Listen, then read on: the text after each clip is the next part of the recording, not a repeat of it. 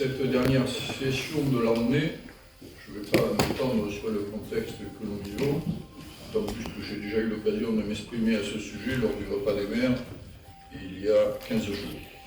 Je soulignerai simplement que durant ces 2 semaines, la France a réussi ce tour de force fabuleux de donner à la fois l'exemple du meilleur avec l'expertise, la virtuosité et même le génie de ses artisans et des bâtisseurs de cathédrales, et l'exemple du pire avec l'irresponsabilité des députés de la nation préoccupés par des querelles d'ego et des jeux de pouvoir, en totale déconnexion avec les réalités économiques, sociales, territoriales et même géopolitiques du pays. Grand courage, grand talent, grand dévouement aussi pour les uns, petits calculs, petits intérêts, petites ambitions pour les autres. Fierté d'un côté, désolation de l'autre. C'est la nouvelle version du « en même temps ». Il suffit de regarder encore les titres à la presse départementale de ce jour. On voit JO et Notre-Dame, la France qui gagne. La France a donné une image d'hypercompétence au monde, donc des titres flatteurs. Au cœur de ce paradoxe, le président Macron, capable de relever le défi immense d'une restauration de la cathédrale en seulement 5 ans, de rester avec un leadership affirmé pour accueillir les leaders du monde entier, et dans le même temps, de commettre l'erreur stratégique de dissoudre l'Assemblée nationale. Tout le monde fustige, et à raison, cette décision précipitée. Mais au fond, le véritable drame, n'est-ce pas plutôt celui de l'ampleur et la gravité de la division de notre pays, dont la dissolution n'a été qu'un révélateur. C'est ça le véritable problème dont on ne se préoccupe pas assez et qui finira par devenir le nôtre aussi en tant qu'élus locaux.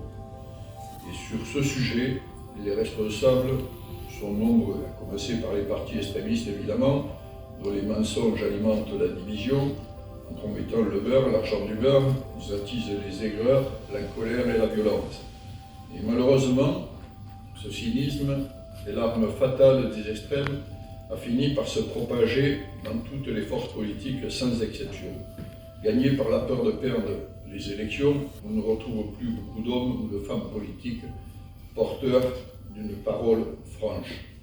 Chacun préfère préserver sa popularité, son petit pouvoir en sacrifiant la vérité, et peu importe si on conduit le pays dans le mur, une seule chose compte, gagner la prochaine élection.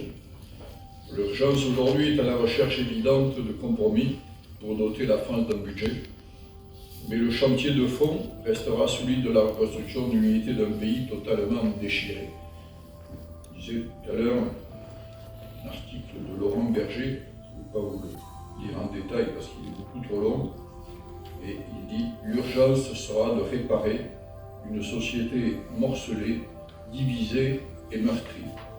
De recoller les morceaux, il faudra que les forces politiques fassent le choix de rompre avec le mensonge, la démagogie, le cynisme, de renouer avec le principe de réalité et une morale de la responsabilité. Ça nous concerne tous. Vérité, réalité, responsabilité, ce sont des principes incontournables d'une action politique constructive. Enfin, pour revenir sur le fond des dossiers qui nous occupent aujourd'hui, nous allons, comme chaque année, à la même période, adopter un pré-budget qui nous permettra d'assurer une continuité des services pendant les 3 premiers mois de l'année 2025. Pas de changement pour nous, puisque nous procédons ici depuis 2012. C'est la méthode que j'ai choisie pour nous permettre d'adopter chaque année un budget qui soit le plus précis et le plus sincère possible. Je profite pour dire que beaucoup d'autres départements qui faisaient le budget au mois de décembre, y compris la région, sont aujourd'hui obligés de reporter l'élaboration de leur budget au mois de mars ou au mois de février pour avoir des éléments comptables plus précis. Cette année, ce calendrier nous permettra d'attendre la clarification des dotations de l'État.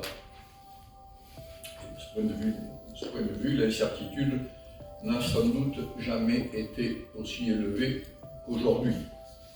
Le projet de budget Barnier demandait un effort aux collectivités locales de 5 milliards d'euros, qui avait été ramené à 2 milliards grâce au Sénat. Pour notre département, quand l'État demandait 5 milliards, il y avait un impact budgétaire sur notre département de 12 millions d'euros. Ramené à 2 milliards, l'impact se limitait à 6 millions d'euros. C'était beaucoup trop, mais c'était encore acceptable. Aujourd'hui, nul ne sait ce que ça va donner.